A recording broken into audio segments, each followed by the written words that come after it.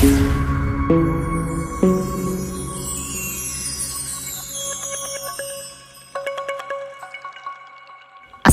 warahmatullahi wabarakatuh. Halo, perkenalkan nama saya Fathia dari SMA Negeri 2 Kabupaten Tangerang. Saya adalah kandidat guru penggerak Angkatan 7 kelas 19 Banten. Pada kesempatan ini, saya akan memaparkan aksi nyata modul 1.4 yaitu budaya positif. Silakan menyimak.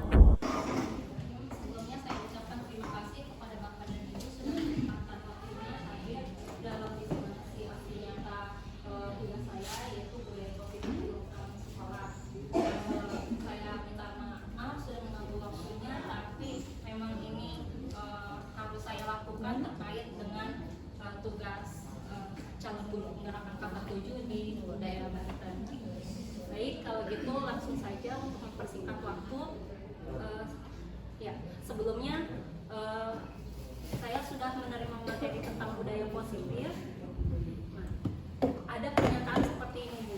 Bapak Ibu, kira-kira Bapak Ibu setuju tidak dengan pernyataan ini? Bahwa pertama, hukuman dapat mendisiplinkan anak. Bapak Ibu setuju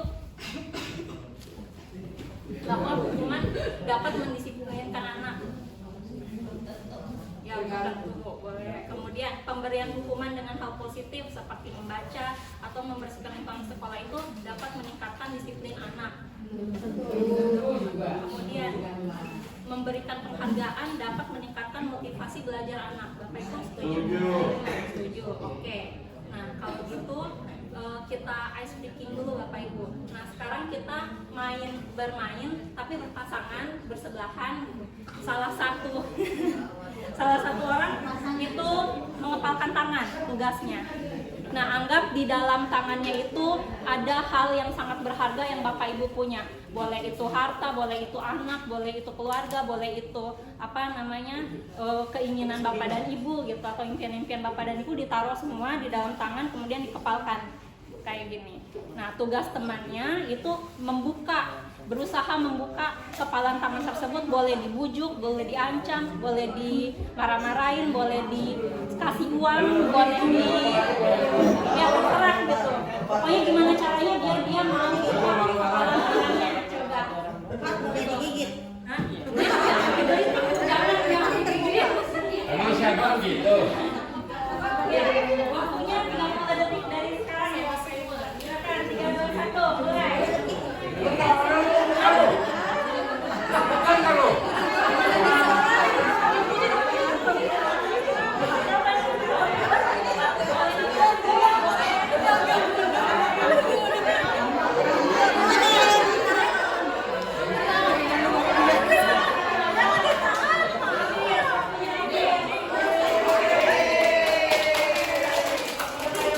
Ada yang berhasil nggak Bapak Ibu yang membuka tangannya? Semuanya berhasil aja. Iya, ada yang berhasil membuka kepalan tangannya, ada juga yang tidak berhasil.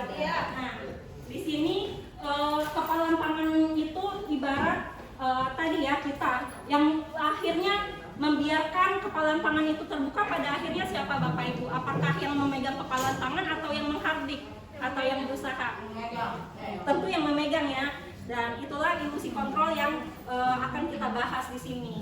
Gitu. Jadi seolah-olah yang tadi teman yang menghardik, kemudian yang mengancam, itu ibaratnya guru gitu kan. Sedangkan yang memegang kendali itu adalah murid gitu.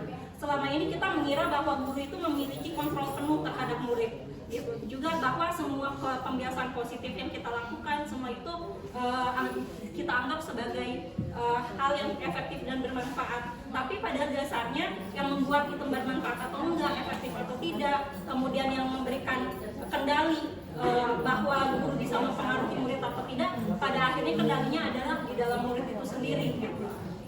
Kemudian ilusi bahwa orang dewasa memiliki hak untuk memaksa. Nah, dan juga ilusi bahwa kritik dan membuat orang merasa bersalah dapat membangun karakter. Karena pada dasarnya yang bisa membangun karakter adalah kesadaran dari yang punya kepalan tangan itu sendiri. Selama yang punya kepalan tangan itu tidak mau membuka atau tidak memberi kendali orang lain untuk membuka kepalan tangannya, maka ya tidak akan terbuka gitu kan.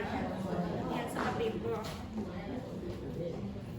Jadi siapa yang sesungguhnya memegang kendali atau kontrol pada kepalan tangan tersebut. Nah, ada dua teori terkait hal tersebut, ada stimulus respon, ada teori kontrol. Nah, yang tadi menganggap bahwa pemaksaan, kemudian menghardik dan sebagainya bisa membuat kontrol itu berubah ke tangan yang keputusan untuk mengempalkan tangan itu terbuka, itu masuknya ke stimulus respon. Tapi pada sebenarnya yang bisa mengontrol itu adalah diri kita sendiri. Yang bisa memberikan kuasa untuk kepalan tangan itu terbuka adalah diri kita sendiri. Tidak perlu hardikan ancaman atau bulian dari orang lain. Nah, jalan tengahnya apa? Jalan tengahnya adalah kolaborasi dan konsensus menciptakan pilihan-pilihan yang baru. Karena setiap orang memiliki gambaran berbeda. Di antara misalkan di kepala saya, di kepala bapak ibu tentu saja berbeda. Di kepala saya, di kepala anak juga berbeda. Gitu. Setiap orang memiliki gambaran dan tujuan yang berbeda-beda. Tentunya tidak bisa satu orang memaksakan isi kepalanya kepada orang lain. Jadi yang bisa membuat berubah hanya kesadaran dari orang itu tersebut. Nah, jadi apa itu budaya positif? Budaya positif adalah nilai-nilai, keyakinan, dan kebiasaan di sekolah yang berpihak pada murid. Nah, nilai-nilai ini tujuannya adalah untuk menjadikan mereka sebagai orang yang mereka inginkan, orang yang menghargai diri mereka sendiri sesuai dengan nilai-nilai yang mereka percaya. Tentunya nilai-nilai yang mereka percaya berbeda dengan nilai-nilai kita, bisa jadi berbeda dengan nilai-nilai kita, karena kita juga hidup di zaman berbeda, antara zaman anak dengan zaman kita juga berbeda, isi kepala kita berbeda, jadi nilai-nilainya berbeda.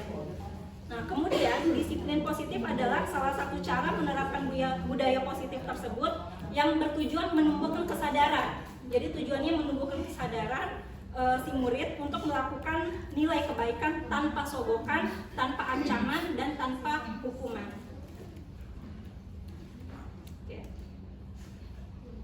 Nah, ada 3 cara yang selama ini kita lakukan untuk mengubah pikiran atau mengubah perilaku murid.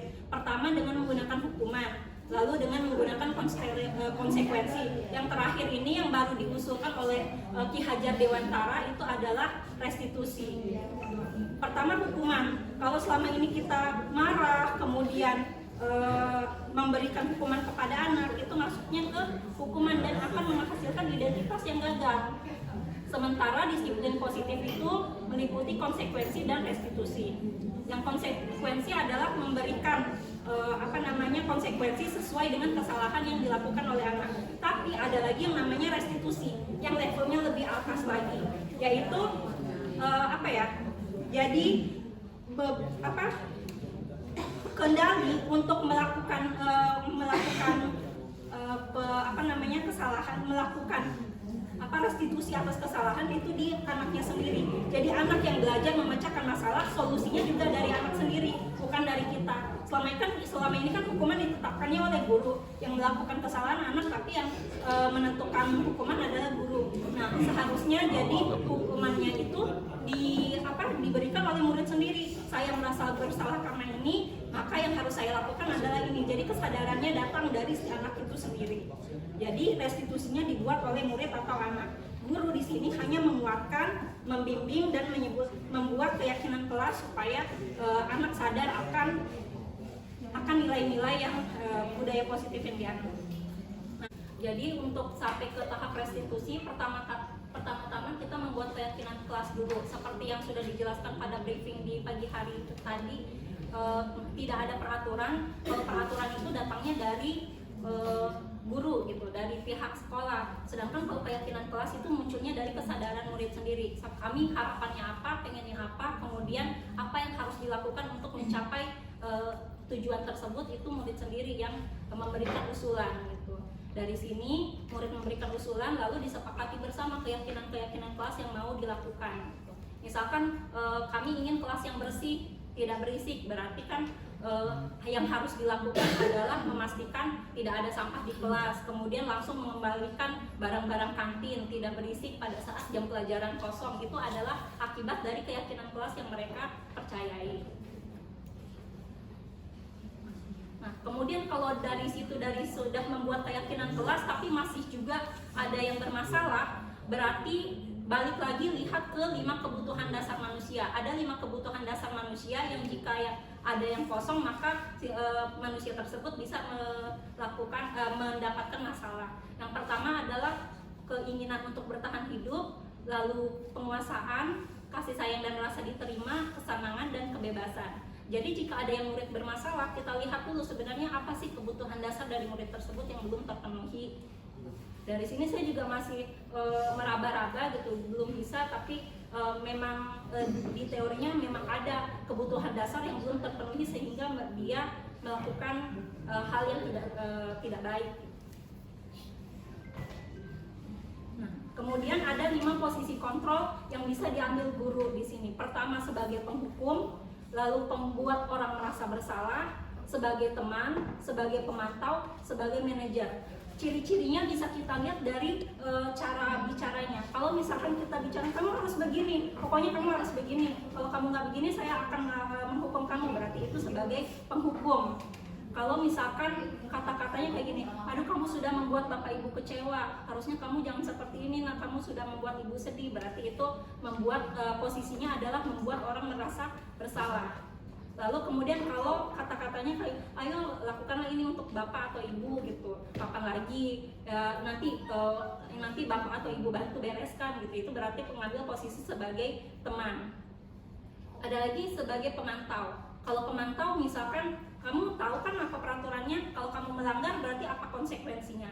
Itu berarti itu posisi yang bapak ibu ambil adalah sebagai pemantau. Tapi yang paling tinggi itu adalah sebagai manajer tadi. Jadi manajer ini akan menanyakan apa sih yang kita yakini, kamu harapannya apa, jadi untuk mencapai harapan tersebut kamu harusnya bagaimana.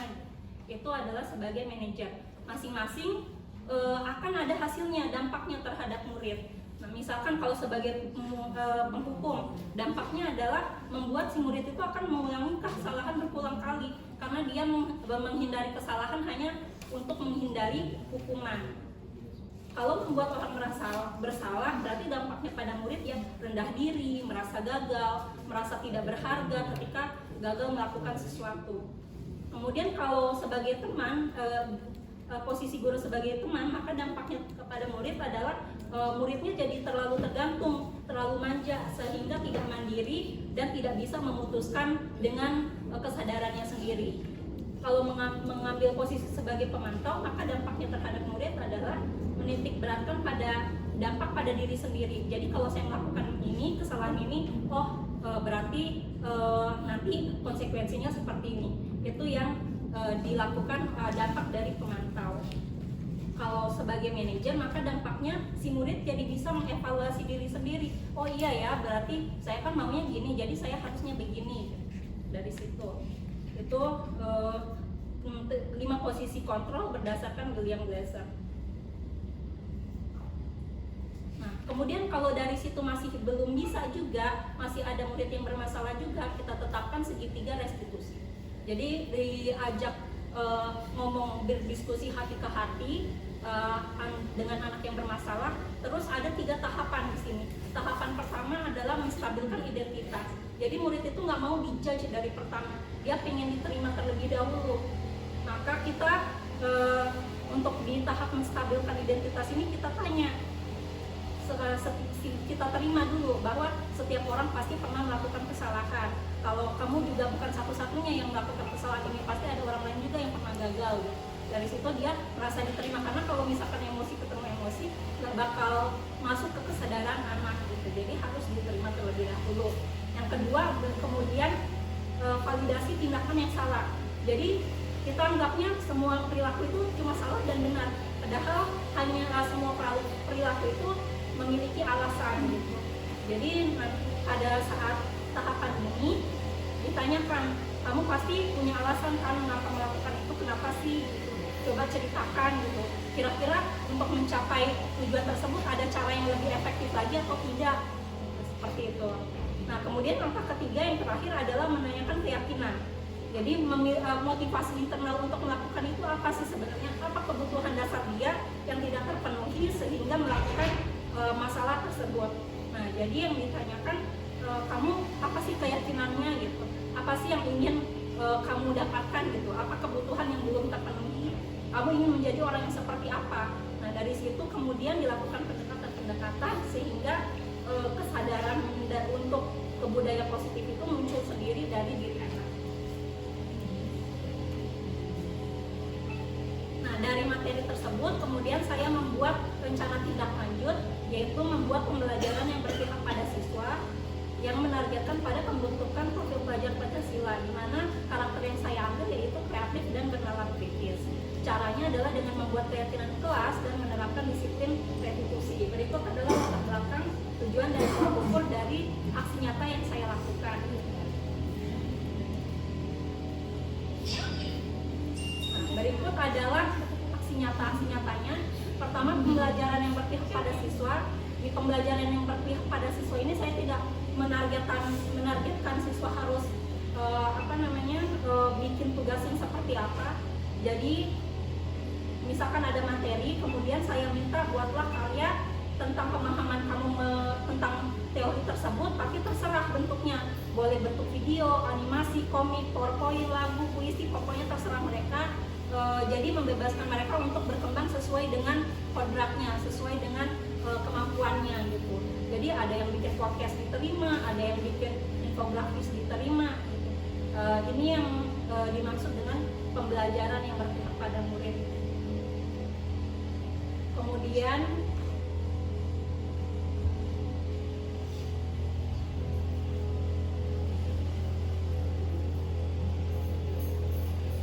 menargetkan pembentukan budaya positif, menargetkan pembentukan profil pelajar Pancasila yang kreatif dan bernalar kritis melalui pembelajaran gitu. Jadi melalui tahapan pembelajaran saya menargetkan ke arah kreativitas dan bernalar kritis. Kemudian membuat keyakinan kelas yang sudah saya lakukan di beberapa kelas, yaitu menanyakan apa sih harapan mereka dan bagaimana cara-cara untuk mendapatkan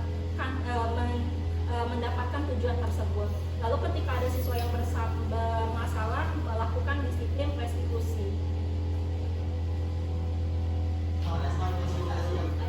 Ini adalah beberapa respon siswa setelah dilakukan disiplin restitusi. Restitusi tadi saya merasa lebih lega karena sebelumnya saya mengakui kesalahan saya karena kurang menghargai guru juga sih. Waktu pelajaran fisika di kelas tidur, terus ada yang masih makan, dan setelah restitusi tadi kelas kita tuh bikin keyakinan kayak harus lebih fokus lagi kalau ada pelajaran fisika. Lakukan restitusi yang kita lakukan, saya merasa tercerahkan bahwa saya selama ini kurang fokus dalam pelajaran fisika. Oleh karena itu, keyakinan saya mulai hari ini lebih fokus untuk menghadapi kelas fisika. Ya, saya pun juga tidur mulu pada saat pembelajaran saya. Jadi saya akan bertanya, kenapa sih kamu seperti itu? Sebenarnya harapan kamu apa gitu? Supaya bisa fokus itu harus bagaimana gitu. Nah, refleksinya setelah menerapkan aksi nyata ini, saya melakukan pembelajaran yang berpihak pada murid, menyepakati keyakinan kelas dan menerapkan segitiga restitusi. Saya banyak belajar hal baru dalam menangani siswa dan permasalahannya. Tentunya saya juga masih banyak belajar. Mungkin kalau Bapak Ibu yang ada yang melakukan jadi bisa sharing gitu kekurangan dan kesalahan saya di bagian yang bisa diperbaiki di mana. Kemudian pelajaran yang saya dapatkan dari proses ini adalah ternyata dari sesi diskusi hati ke hati dengan siswa itu saya dapat pencerahan gitu dari mendengar harapan-harapan mereka. Oh, ternyata mereka pengennya saya ngajarnya kayak gini. Dan ternyata itu nggak susah, harapan mereka itu nggak susah, nggak muluk-muluk gitu. Kayak misalkan, Bu, saya pengennya jangan ngejelasin aja tapi diseling sama kuis gitu misalkan. Atau, Bu, saya pengennya Ibu ngajarin saya per tahap-per tahap gitu. Nah, jadi sebenarnya bukan sesuatu yang muluk-muluk yang ternyata bisa saya lakukan. Tapi karena miskomunikasi maka saya tidak tahu ke arah itu. Lalu apa yang bisa saya lakukan dengan lebih baik? Di sini saya ingin mengambil posisi kontrol sebagai manajer. Kalau selama ini saya hanya sebagai teman, mungkin masih sebagai pembuat rasa bersalah atau masih sebagai pemantau, mungkin selanjutnya saya ingin mengambil posisi kontrol sebagai manajer dengan lebih konsisten. Baiklah, demikian adalah disimulasi aksi nyata dari budaya positif yang sudah saya lakukan. Semoga bermanfaat untuk Bapak dan Ibu. Terima kasih. Assalamualaikum warahmatullahi wabarakatuh.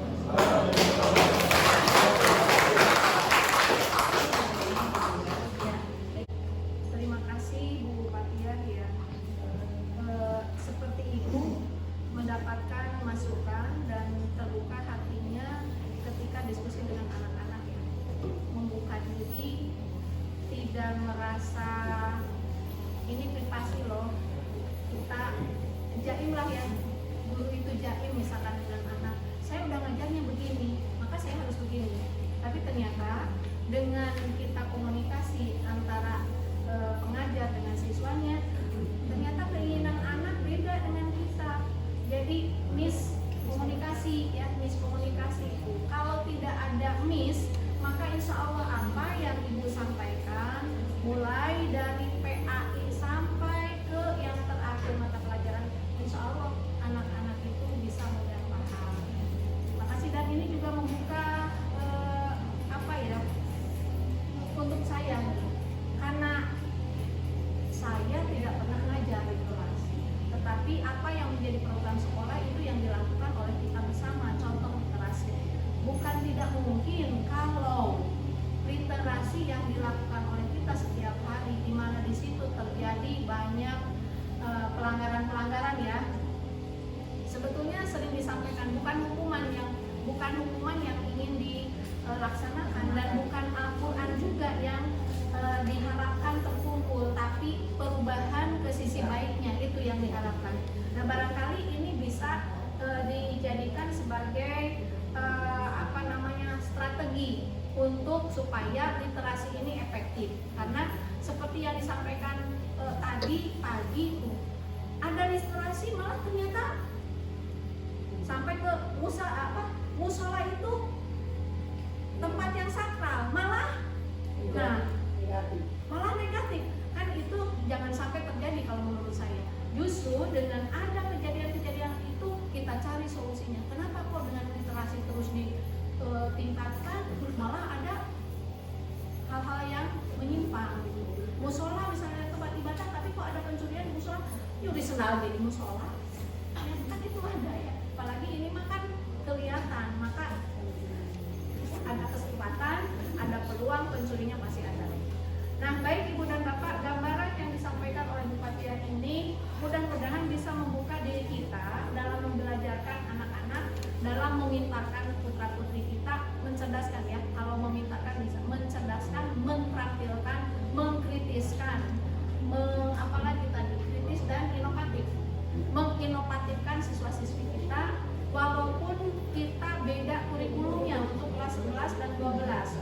Ini untuk kurikulum merdeka, karena belajar berdiferensiasi ya, diberi kebebasan anak-anak untuk mengerjakan tugas sesuai dengan skill yang mereka miliki, sesuai dengan bakat yang mereka miliki. Ada yang bisa podcast, silahkan kerjakan dengan media podcast. Ada yang saya mau pakai komik aja, kerjakan dengan komik. Saya mau bikin lagu aja, silahkan. Saya mau bukan membikinnya tapi nyanyinya, silahkan. Nah, itu adalah pembelajaran berdiferensiasi.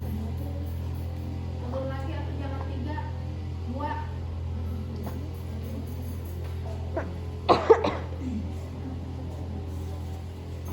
Terutama Ibu dan Bapak yang mengajar di kelas 10, kaitannya dengan pelaksanaan profil pelajar Pancasila, kaitannya dengan profil pelajar Pancasila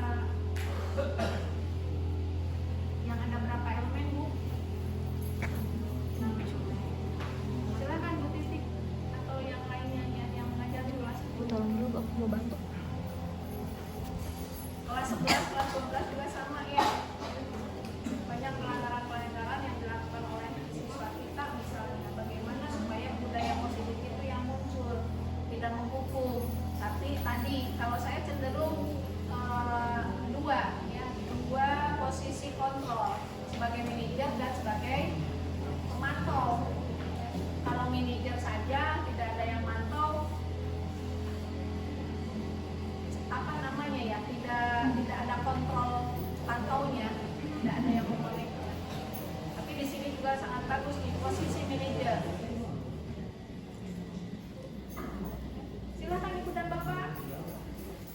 diskusi ya. Ya, silakan. Ya, assalamualaikum warahmatullahi wabarakatuh. Tadi disebutkan sama Bu Fathia bahwa salah satunya guru itu sebagai fungsinya sebagai manajer ya. Yang saya tahu kan manajer dari teorinya berkaitan dengan manajemen itu kan POAK ya, teorinya George Etteri.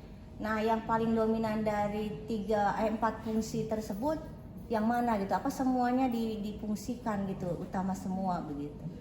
Ya, terima kasih. Assalamualaikum warahmatullahi wabarakatuh. Terima kasih. Satu lagi.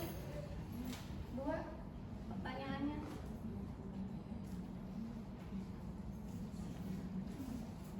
Mangga Ibu Bapak.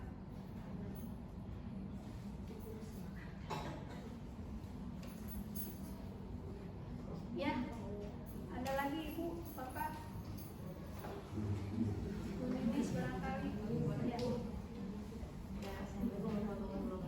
Waalaikumsalam warahmatullahi wabarakatuh. Tadi di yang saya simak sebelum membuat keyakinan kelas, Bu Fathia bilang bahwa kita harus tahu apa bisa memenuhi kebutuhan dasar sesuatu gitu ya. Jadi kebutuhan dasarnya itu apakah kebutuhan dasar sebagai manusia sesuai dengan Maslow, yang dimana yang paling basicnya itu kan adalah tentang fisik gitu ya, makanan gitu. Nah, bagaimana kalau misalkan memang itu relate ya sesuai dengan yang katakan oleh yang Maslow tadi, apakah bagaimana tipsnya agar kita bisa mengakomodir anak-anak itu bisa kebutuhan fisiknya tadi yang paling basicnya adalah makanan bisa terpenuhi dengan adalah sarapan gitu ya. Kita sarapan tapi juga udah masuk ke jam pertama, misalkan ada anak yang belum memenuhi kebutuhan dasar ini, nah itu gimana cara mengakomodirnya biar kebutuhan dasar mereka terpenuhi, juga pembelajaran tetap berlangsung dengan sesuai dengan keyakinan kelas tadi. Ya. Baik, terima kasih Bu Nuryanti dengan Bu Ninis. Pertanyaan pertama, guru sebagai manajer yang memiliki konsep atau apa istilahnya ya, plan, organizing, equity, gitu ya, itu adalah sebagai manajer. Nah, mohon dijelaskan dan poin-poin mana yang menjadi prioritas. Kemudian pertanyaan yang kedua, manusia itu memiliki 5 dasar kebutuhan sesuai dengan Maslow ya. Bagaimana agar siswa dapat mengakomodir kebutuhan dasar tersebut sehingga dapat memudahkan dalam proses pembelajaran ya. Bu Ninis, kalau kalimat saya tidak sesuai dengan yang dinyatakan oleh Kak Bu Ninis tadi, dipersilakan untuk Bu Fathia. Baik, terima kasih Bu. Terima kasih pertanyaannya untuk Bu Nuryanti, bahwa di sini memang teori manajer di sini bukan dari teori manajemen tapi dari posisi kontrol Dr. William Glasser di sini. Jadi manajer dalam pendidikan. Sedangkan posisi yang diambil yang mana yang dominan itu tergantung dari diri kita sendiri. Jadi kita melihat dari tabel-tabel ini sebenarnya kita masuknya ke posisi kontrol yang mana sih selama ini gitu. Nah, setelah misalkan saya setelah melihat tabel ini, oh ternyata jadi selama ini saya lebih ke arah mengambil posisi sebagai teman atau kadang-kadang sebagai pemantau, tapi nggak pernah sebagai manajer gitu. Itu yang belum pernah saya lakukan.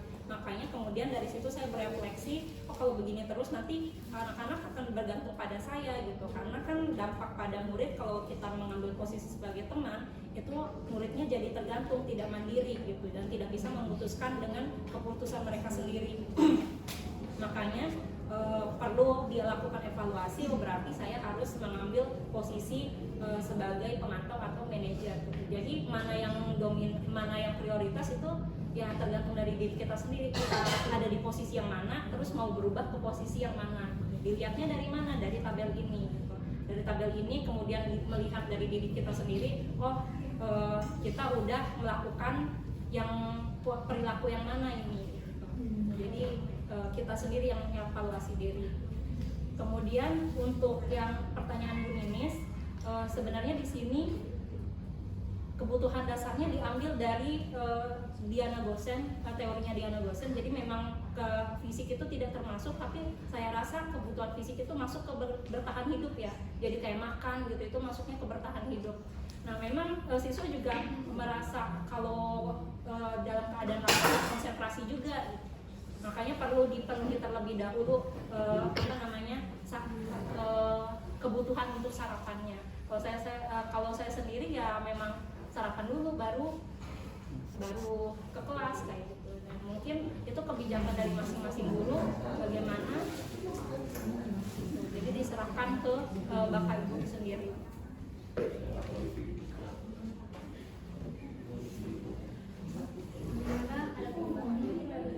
Bagaimana Bu Nuryanti sama Ibu Ninis? Kan di situ tergantung kitanya mau sebagai teman atau sebagai apa gitu di situ ya, yang saya tangkap seperti itu. Nah itu kan apa kita bisa samaratakan gitu, karena ya pengalaman mengajar sampai sekarang kan terparah itu mungkin karena makanya disebut generasi zero kan artinya generasi nol gitu ya. Zero itu kan nol, jadi benar-benar nol gitu dari sisi sikap, sisi pengetahuan, etika, semua nol. Nah kalau memang dari sisi seperti itu kita melihat menempatkan posisi kita sebagai guru sebagai apa gitu. Iya, baik Bu, terima kasih. Kalau berdasarkan teori Dr. William Glasser, memang yang paling bagus itu adalah guru mengambil posisi sebagai manajer. Jadi kalau melakukan kesalahan atau apapun itu siswa mengevaluasi dirinya sendiri. Di sini guru hanya mengajukan pertanyaan-pertanyaan, meminta siswa atau membimbing siswa untuk mengevaluasi diri. Jadi keinginan untuk berubah itu berasal dari kesadaran diri si siswa itu sendiri, bukan dari pemaksaan guru, bukan dari pihak luar, tapi dari motivasi internalnya untuk berubah kayak gitu. Seperti itu Bu. Jadi memang yang diusulkan dalam kurikulum Merdeka ini adalah mengambil posisi sebagai guru, mengambil posisi sebagai manajer.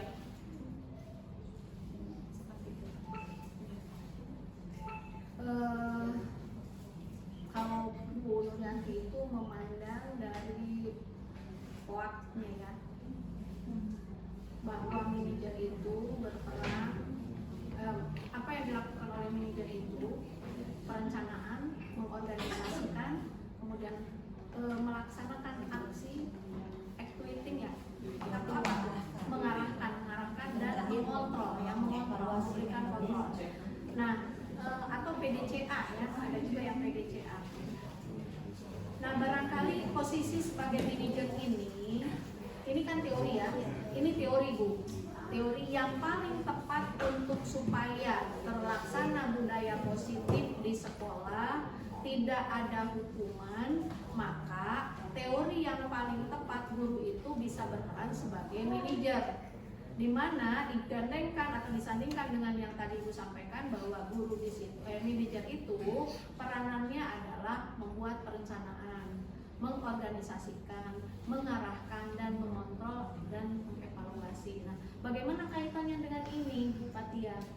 Ya, mohon dijelaskan supaya kayaknya antara satu dengan teori yang lain pasti akan saling keterkaitan gitu. Kalau guru ini sebagai manajer, apakah ketika misalnya di sini bahwa manajer nanti bukan menghukum, bukan sebagai penghukum, tapi oleh si guru itu apa yang kita yakini, harus bagaimana kita melakukannya. Nah, apakah perencanaannya dibuat dulu oleh guru, kemudian diarahkan juga dan sebagainya. Jadi fungsi yang tadi ini berlaku nggak di sini gitu barangkali ya, Bu Nuryanti. Biar lebih ini. Kemudian untuk yang Bu Ninis, jadi saya juga muncul pertanyaan. Kalau 5 dasar kebutuhan untuk bertahan hidup ini masuk ke kebutuhan yang pertama ya. Sedangkan di sekolah kita banyak anak yang belum sarapan, itu belum berarti atau bukan berarti anak itu tidak sempat, tapi bukan tidak mungkin anak itu tidak ada seperti yang disampaikan Pak Haji Yunus ya, tidak makan 3 hari. Bagaimana ini bisa mengakomodir kebutuhan yang lain tuh ya. Nah ini mangga silakan Bu Fathia. Yang baik Bu, dari penjelasan Ibu memang ternyata kalau dipikir-pikir ada hubungannya juga gitu teori manajerial dari manajemen dengan manajer di sini, posisi manajer di sini. Dimana misalkan perencanaannya itu hubungannya adalah dengan membuat keyakinan kelas terlebih dahulu gitu. Nah, dengan keyakinan kelas itu kan membuat perencanaan secara bersama-sama apa yang diyakini dan kalau misalkan melanggar apa yang harus dilakukan. Nah, kemudian aktualisasi tadi mengerjakan secara bersama-sama kesepakatan kelas tersebut. Lalu evaluasi atau kontrol tadi, yaitu mengevaluasi diri dengan menggunakan prinsip restitusi tadi. Jadi sepertinya memang ada keterkaitan antara teori yang manajer dari manajemen itu dengan teori ini. Kemudian kalau masalah itu masalah gimana tuh? Yang mana? Yang masalah karena anak itu memang nggak punya kemampuan gitu untuk bertahan hidup, kan berarti untuk memenuhi kebutuhannya sendiri. Nah ini kan masalahnya buat anak itu, buat anak tersebut masalah. Sementara dengan keterbatasan waktu, saya katakan keterbatasan waktu dari guru saja untuk sampai mengetahui setiap individu siswa itu punya perbedaan-perbedaan. Apakah kita sampai hari ini tahu? Saya juga tahunya dari Pak Haji Yunus. Ada di antara murid kita yang tidak ada nasi di rumahnya 3 hari dia tidak makan nasi. Pak Haji ya dulu waktu itu, Pak Haji bercerita ke saya, jangankan untuk kebutuhan yang lain, 3 hari dia tidak ketemu nasi bukan puasa, tapi memang tidak ada nasi di rumah itu. Nah itu kan boro-boro untuk memenuhi kebutuhan yang 4 tadi. Yang pertama saja tidak terpenuhi. Nah, ini bagaimana solusinya? Maka sangat tepat di kompetensi guru yang pertama, kompetensi pedagogik, bahwa guru itu mengenal karakteristik peserta didik. Karakteristik itu kan dari sisi ekonominya, latar belakang ekonomi di situ. Ketika kita tahu, maka muncul profil yang pertama, akhlak mulia, berbagi di sini. Diskusikan, buat perencanaan apa yang akan direncanakan, aktualisasinya apa, untuk menolong temannya yang belum terpenuhi kebutuhan yang pertama. Ini mah masuk dari yayasan ya, atau mungkin dari bapak-bapak yang lain, untuk bagaimana supaya 5 kebutuhan dasar manusia itu terpenuhi. Yang paling dasar dulu kebutuhan bertahan hidup, yaitu dari makan dan minumnya. Kalau di kota atau di sekolah-sekolah yang lain barangkali sudah tidak ada yang seperti itu. Biasanya di pantura yang banyak. Nah, mungkin untuk yang pertanyaan dari Bu Nuryanti sama Bu Ninis udah terjawab? Ya, jadi tinggal yang barusan tuh itu menjadi muncul cucu anak dari pertanyaan. Tapi tidak usah dijawab pertanyaan di rumah. Itu ada lagi Ibu dan Bapak, saya buka sesi kedua.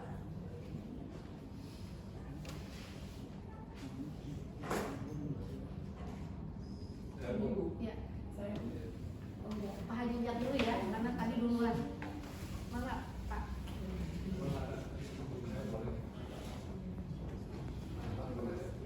Enggak. Haji Yunus. Ya, Assalamualaikum warahmatullahi wabarakatuh.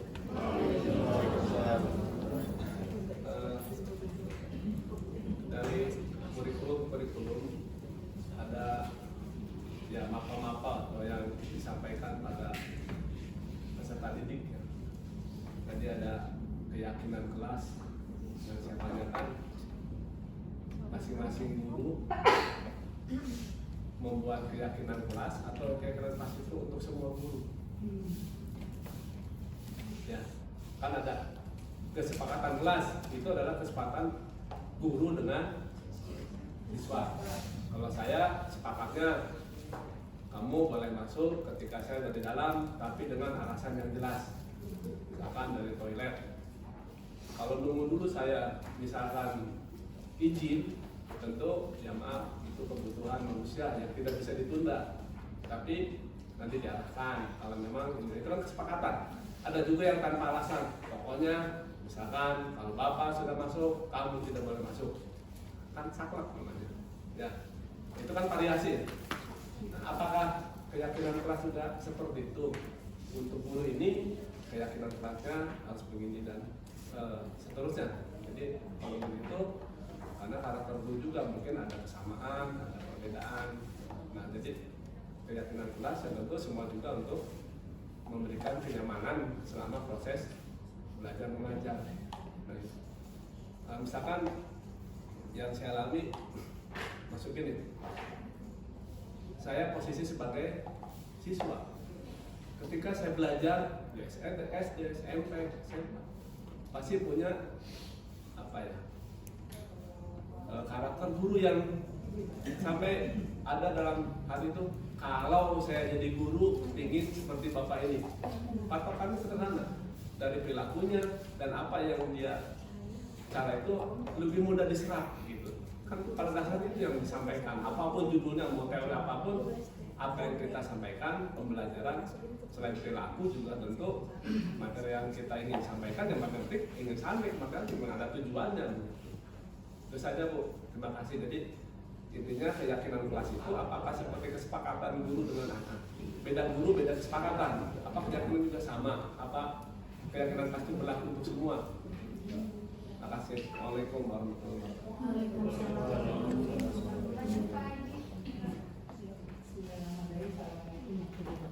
Terima kasih. Sebelumnya saya mohon maaf, mungkin saya kurang nyambung karena sambil ngobrol soal, tapi insya Allah ini kayaknya ada kaitannya. Apa yang tadi pendapat selanjutnya sebelumnya mungkin pendapat dengan saya, tapi ada diferensi, ada perbedaan. Kalau saya sebelumnya setelah anak memperkenalkan diri, jangan disamakan karakter antara si A dengan si B. Pasti berbeda, satu kedua maka berbeda, metodologi juga berbeda sesuai dengan kondisi. Misalkan maaf, Bupatia begitu, saya begitu. Maka dari segi apakah itu hukuman atau itu tugas, saya menyesuaikan dengan komitmen di kelas.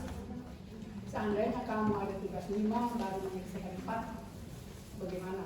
Kata anak-anak ini, Pak, nanti ini kan saya lihat mana yang bedanya. Keluarkan, atau saya mah biasanya karena disetrap di depan sambil mengerjakan. Kalau dia 3 kali betul-betul ditolak, kalau tidak saya serahkan ke wali kelas. Mungkin saya berbeda kata saya. Jangan samakan, mungkin ada yang cuek, ada yang tidak, itu jangan samakan. Kalau saya mau ke anak, di samping saya sebagai manajemen, saya kontrol pengawas. Kalau saya harus bisa mengatur kamu, bukan berarti kamu mengatur guru.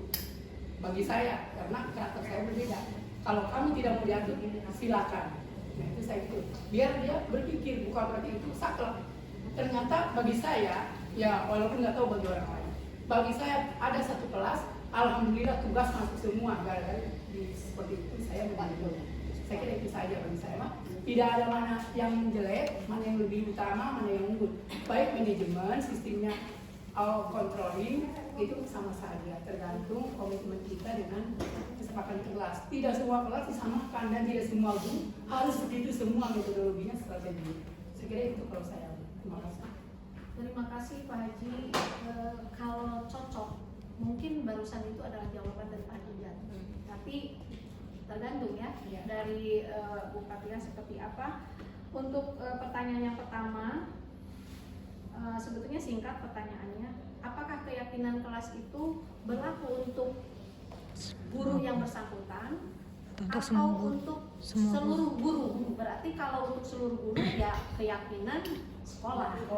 Ya, enggak silakan. Untuk pertanyaan yang kedua disamakan? Jadi bahas langsung. Terima kasih. Untuk pertanyaan panitia tadi tentang keyakinan kelas, sebenarnya keyakinan kelas juga ada yang bersifat umum, bersifat khusus.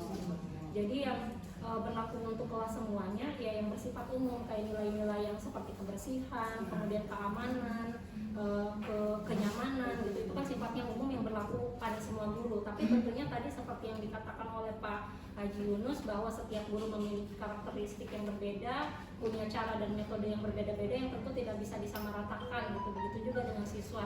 Maka ada juga kesepakatan khususnya yang bergantung pada karakter dari masing-masing guru. Mungkin peraturannya Pak Haji Yunus beda dengan peraturan Panja, berbeda dengan peraturan saya, berbeda dengan peraturannya Bu Haji Nuning gitu. Jadi masing-masing guru punya kesepakatan sendiri dengan siswa gitu. Tapi ada juga yang berlaku umum untuk kelas. Jadi saya pikir itu tidak masalah dan masih termasuk ke dalam apa yang sudah disebutkan dalam teori restitusi tadi, keyakinan kelas yang diputuskan bersama-sama, asalkan tadi di keyakinannya itu didapatkan dari hasil diskusi bersama gitu, bukan dari sepihak. Ya, Pak Haji, jadi saya dapat menyimpulkan dari pemateri bahwa keyakinan kelas itu bisa berlaku secara khusus, bisa berlaku secara umum. Kembali lagi, bukan keyakinan secara bersama-sama. Berlaku umum itu bukan berarti keyakinan secara bersama-sama, tetapi keyakinan kelas itu adalah keyakinan yang disepakati berdasarkan hasil diskusi antara anggota kelas. Ya, seperti itu Pak Haji. Untuk Pak Haji Yunus itu berarti sudah keyakinan kelas Pak Haji Yunus berdasarkan diskusi, ya itu yang dilakukan oleh Pak Haji. Ya, begitu Pak, Bu Patiah ya. Masih ada pertanyaannya Ibu dan Bapak yang ingin didiskusikan hari ini? Ya, silakan. Luar biasa sebetulnya ya. Jadi kalau saya tidak melihat kurikulumnya, mari dari hari ini kita bersama-sama membuat keyakinan kelas, diskusi dengan anak-anak apa yang akan dilakukan oleh kita secara bersama-sama supaya terbentuk budaya positif, bukan hukuman yang ada di sekolah, tetapi penghargaan kalau ada. Tetapi bagaimana ketika anak itu melanggar? Kan bukan penghargaan. Anak melanggar atau pelanggaran yang terjadi bukan dihukum, tapi jadikan diri kita itu sebagai manajer untuk supaya tidak menjadikan anak rendah diri. Kenapa anak rendah diri? Merasa disalahkan. Ya, karena kita memberikan hukuman. Ya, sama saya juga hari ini mudah-mudahan kita bisa membuka diri semuanya untuk tidak memberikan hukuman pada anak-anak, tetapi bentuk penghargaan. Ketika ada pelanggaran, bukan hukuman yang diberikan, tetapi kita berperan sebagai manajer. Mungkin itu Bu Patiah ya. Masih ada Ibu dan Bapak yang ingin disampaikan? Atau mungkin berbagi praktik baik di kelas masing-masing ada terkait dengan apa yang disampaikan. Bu Rima silahkan. Kalau ini mah saya pas dari PKM dulu kuliah, nah kan saya kerjanya di SMK ya Bu ya, SMK, STM. Kalau anak SMK kan kadang kalau kita teori terus praktek teori praktek mereka cenderung bosen. Jadi sebelum itu saya kasih masukan ke mereka, baiknya misalkan pelajaran multimedia atau TKJ baiknya gimana. Mereka dia ngasih gambaran, Bu ini Bu ini. Nah besokannya saya bergilir, misalkan kemauan A, misalkan multimedianya baiknya ada pembelajaran apa. Nah saya ikutin, berarti ada ilmu baru di multimedia itu. Terus kemudian di TKJ, Bu sistem terdistribusinya dan jaringan ini saya tambahin seperti itu. Terus nanti diselingi praktek-praktek yang praktek langsung di kelas. Nah begitu juga saya tuangkan waktu pas di sini PK, waktu pas tahun pertama PKWU. Nah PKWU kayak gitu, pas ngeliat pertama kok kayak PKWU ini gitu kan pertama ngajar. Terus saya kasih masukan waktu saya ngajar di SMK. Nah dari situ belajar satu-satu, walaupun waktu itu masih Canva. Ya saya belajar, alhamdulillah kata anak-anak, alhamdulillah Bu, hanya walaupun masih di handphone jadi bisa, jadi paham atau gitu. Jadi kalau misalkan ada tugas presentasi atau apa, jadi mereka paham gitu, nggak perlu, walaupun biasanya orang komputer, jadi di handphone juga sekarang bisa. Terus yang untuk semester ini modalnya sama juga, tapi kalau untuk PIK saya masih meraba-raba sedikit baiknya nanti seperti apa. Tapi kalau untuk yang PKWU modelnya sama.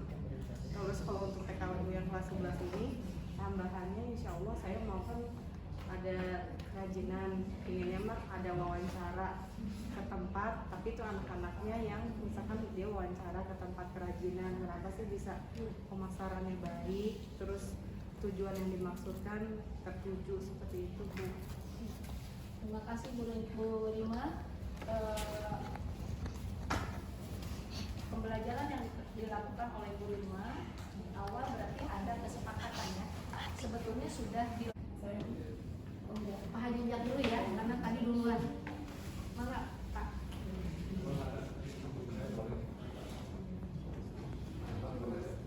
Enggak. Haji Yunus. Ya, Assalamualaikum warahmatullahi wabarakatuh.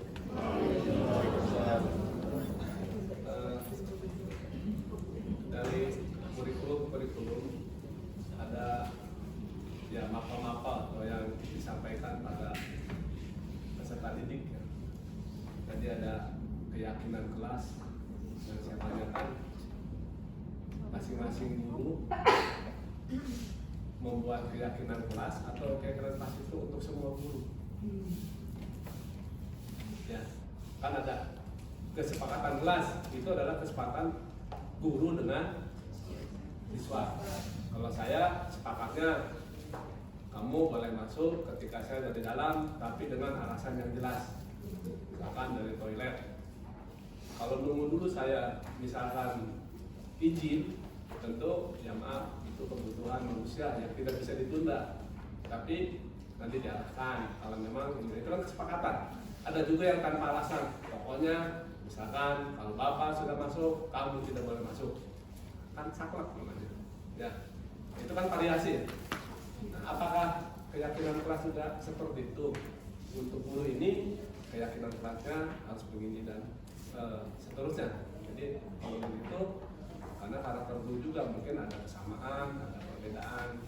Nah, jadi keyakinan kelas dan tentu semua juga untuk memberikan kenyamanan selama proses belajar mengajar. Nah, misalkan yang saya alami, masukin itu, saya posisi sebagai siswa.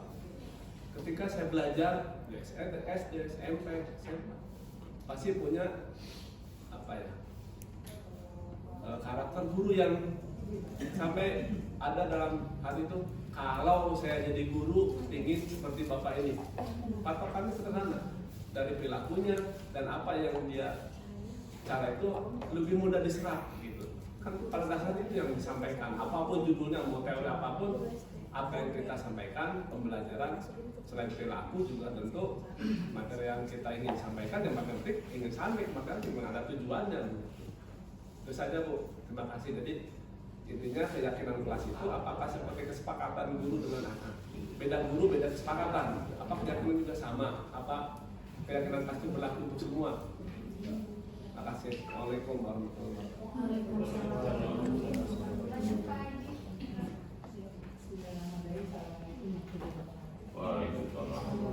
Sebelumnya saya mohon maaf, itu saya kurang nyambung karena sambil ngobrol tapi insya Allah ini kayaknya ada kaitannya.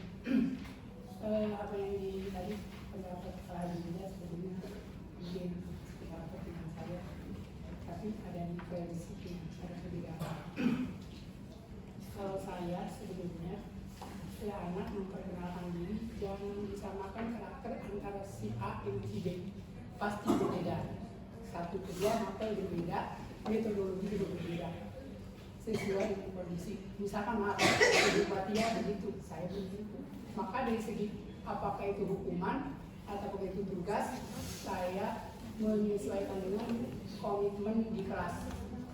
Seandainya kamu ada tugas 5 baru menyelesaikan 4, bagaimana? Kata anak-anak IPA, nanti ini kan saya lihat hanya teganya, keluarkan. Atau saya mah biasanya karena disetrap di depan sambil mengerjakan. Kalau dia 3 kali betul-betul ditolak, kalau tidak saya serahkan ke tuan kelas. Assalamualaikum warahmatullahi wabarakatuh. Waalaikumsalam warahmatullahi wabarakatuh. Selamat pagi anak-anak. Gimana kabarnya?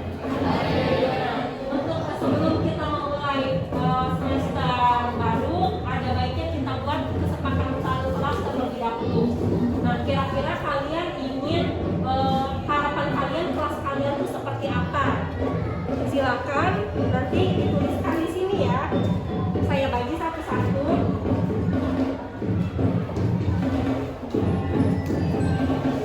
Bagi tengahkan ya. Nah, di sini nanti kalian tulis harapan kalian untuk kelasnya